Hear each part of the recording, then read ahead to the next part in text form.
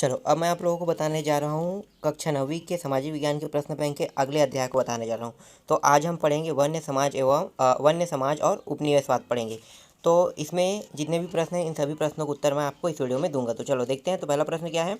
पहला प्रश्न है यहाँ पे वन सेवा की स्थापना कब की गई थी? तो वन सेवा की स्थापना जो है वो रियल में 1 जुलाई 1966 को हुई थी, लेकिन यहाँ पे ऑप्शन में नहीं दिया है। तो यहाँ पे क्या ले सकते हो? यहाँ पे 1864 ले सकते हो। ठीक है, यहाँ पे डाउटफुल है, लेकिन पहला आपको लेना है 1864।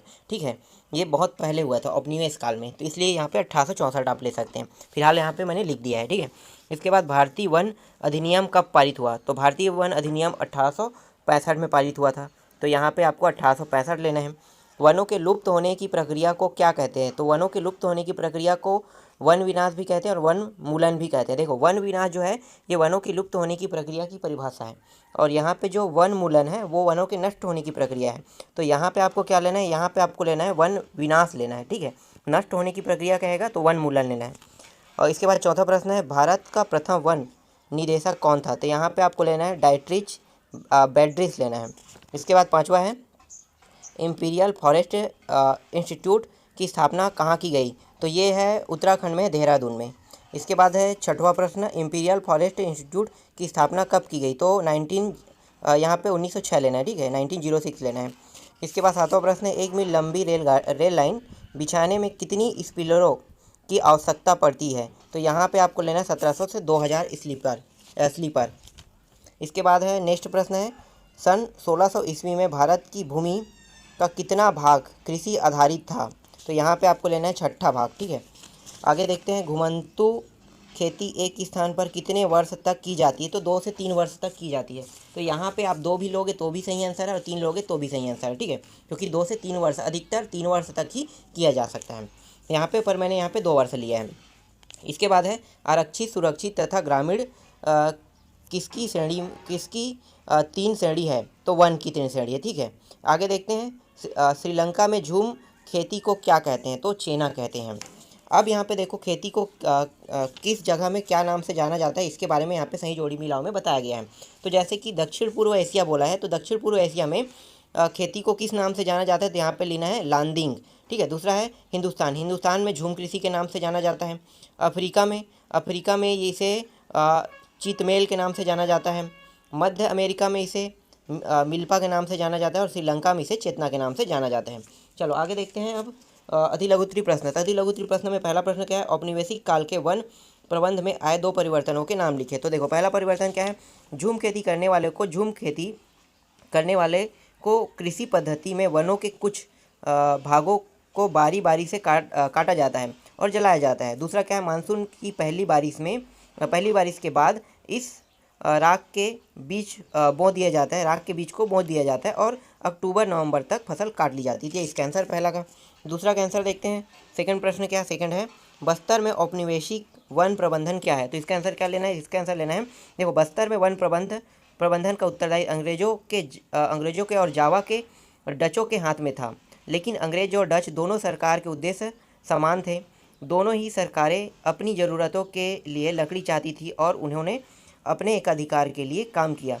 दोनों ने ही ग्रामीणों को घुमंतू खेती करने से रोका। ये इसका आंसर है।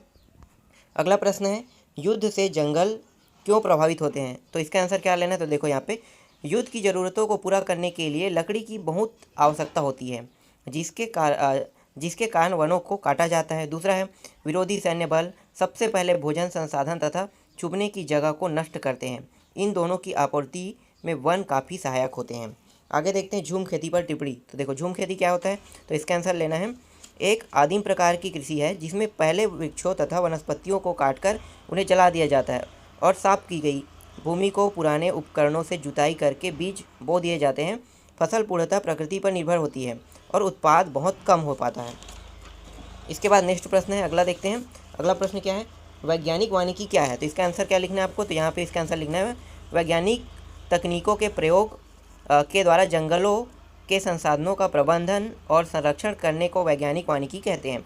संसाधन में केवल पेड़ ही नहीं बल्कि इसमें जल, जानवर, पौधे, मृदा व चट्टान भी आते हैं जो कि जंगल में पाए जाते हैं। नेक्स्ट प्रश्न है वन्य इलाके में रहने वाले लोगों के जीविकोपार्जन के दो साधन कौन कौन से हैं? तो देखो, दो साधन जीविकोपार्जन के, तो एक तो है कंदमूल फल, इसे खाने के लिए उपयोग किया जाता है। जड़ी बूटी, इलाज करने के लिए किया जाता है। दो लिखना है, लेकिन यहाँ पे मैं आपको 3 बता रहा हूँ। और पैसा कमाने के लिए तेंदुपत्ता का संग्रहण करके उसे बेचा जाता है। तो आपको जीविकोपार्जन के साधन मिल गए, तो 2 बताना था, यहाँ पे मैंने 3 आपको बता दिया। चलो आगे देखते हैं। औपनिवेशिक शासन काल में रहने वाले 2 वन जातियों के नाम और निवास स्थान लिखे। ठीक है, तो वन्य जातियों के नाम और निवास स्थान, तो ये प्रश्न मैंने बहुत ढूंढा, ठीक है, बुक में भी पढ़ा, पर बहुत ज़्यादा स्टडी कर रहा था, मतलब बहुत ज़्यादा ढूंढ रहा था, तो मुझे आंसर इसका नहीं मिल पाया। तो फिलहाल आप लोग देख लेना, इसका आंसर सिर्फ 2 ही लिखना है आपको, ठीक है। तो नाम भी मिल जाएगा आपको, और थोड़ा डीप से आप लोग पढ़ लेना, ठीक है। आगे देखते हैं, स्लीपर क्या है? ठीक है, तो स्लीपर क्या है, तो इसका आंसर देख लेते हैं। रेल के इंजन चलाने के लिए ईंधन के तौर पर एवं रेलवे लाइन बिछाने के लिए स्लीपर जो है लकड़ी के बने हुए होते हैं, ठीक है, जो लगाया जाता है, आप देखे होंगे रेल लाइन में, वो इसी को बोलते हैं स्लीपर, जो कि पटरियों को उनकी जगह पर बनाए रखने के लिए आवश्यक थे। सभी के लिए लकड़ी चाहिए थी, और 1860 के दशक के बाद से रेलवे के जाल में तेज़ी से विस्तार हुआ था। तो ये इसका आंसर है।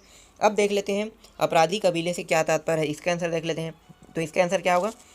नोबड एवं चरवाहा समुदाय के लोगों की अपराधी कबीले कहा जाता था, जिन्हें लकड़ी चुराते हुए पकड़ा जाता था। वन प्रबंधन द्वारा लाए गए बदलावों के कारण नोबड एवं चरवाहा समुदाय लकड़ी काटने, अपने पशुओं को चराने, कंदमूल एकत्रित करने, शिकार व मछली पकड़ने से वंचित हो गए। ये सभी गैरकानूनी घोषित कर दिए गए। तो ये इसका आंसर है। इस तरह से इस अध्याय में जितने भी प्रश्न हैं, वो सारे प्रश्नों का उत्तर मैंने आपको प्रोवाइड करा दिया। इसके बाद हम लोग नेक्स्ट अध्याय देखेंगे।